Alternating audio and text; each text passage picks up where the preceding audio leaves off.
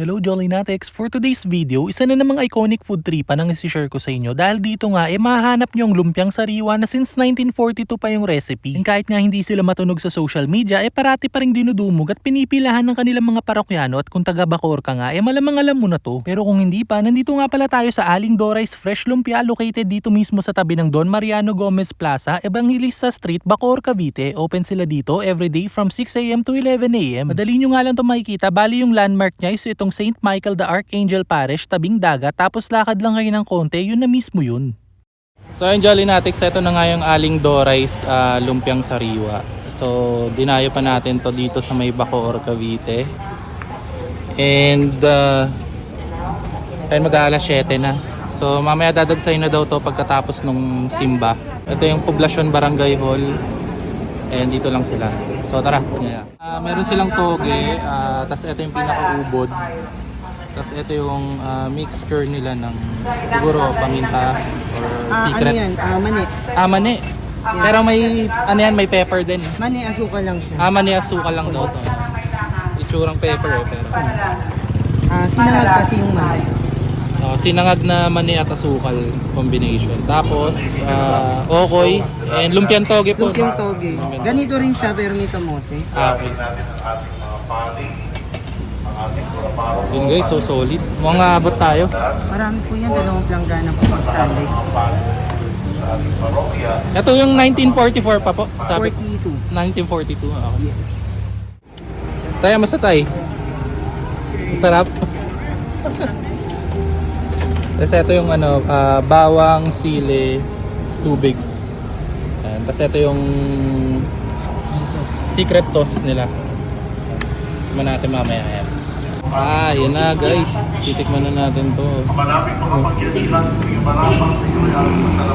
Solid dyan.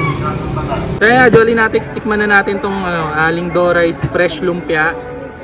Nakita ko kanina, lalagyan daw nila ng nilalagyan nila dito ng tubig, sili, bawang, parang ganito.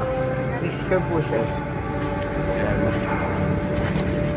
Tapos kunin natin tong secret sauce nila. Kaya sa pamamagitan ng Espiritu Banal at mga kalupito kung para sa aming maging katawan at buo ng aming Panginoon Hesus. Nagpapabili si Sige po, sa loob na maging ando, ginawangan niya tinapay na salamatan ng ganyan. Pinagati at inyo ang nilabot sa kanyang mga alagad. Yung sili, bawang, tubig. Sabi may kick. Pero pandagdag flavor. Tapos panalo yung sauce. Ito yung nagdadala. plastic set. Kaya hindi naman nung matapos ng pula, ninawakan niya ang kalis na kanyang pinagsalamatan. Inibot ang kalis sa kanyang mga alagad at sinabi, nagkapilit yung lahat ito at sinabihin ito ang kalis ng aking. Yan, 5. Lima po. So ito guys, 12 pesos per piece. Pero pwede kayong bumili dito ng limahan. Yun, 60 pesos, naka-styrofoam na siya. Solid. Subukan naman natin dito yung kanilang okoy. Ito 20 pesos per piece. Ayun oh, laki. And bagay to partneran na itong kanilang supa. Ayan. Homemade din. Try natin.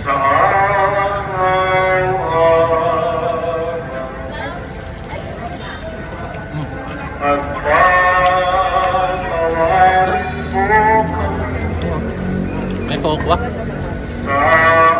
Tokwa hipon toge. Tokwa hipon toge. Ayun.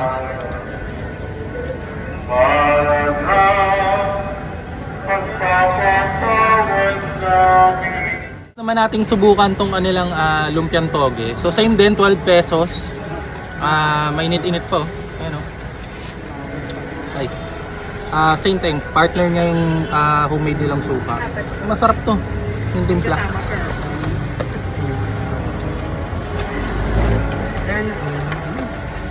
Kaya din. Hindi siya rin daw yun. Nakakalumpia ako lang yan. Ninot. Oh. Solid. Proportion naman. Masarap yung pagkakagisa.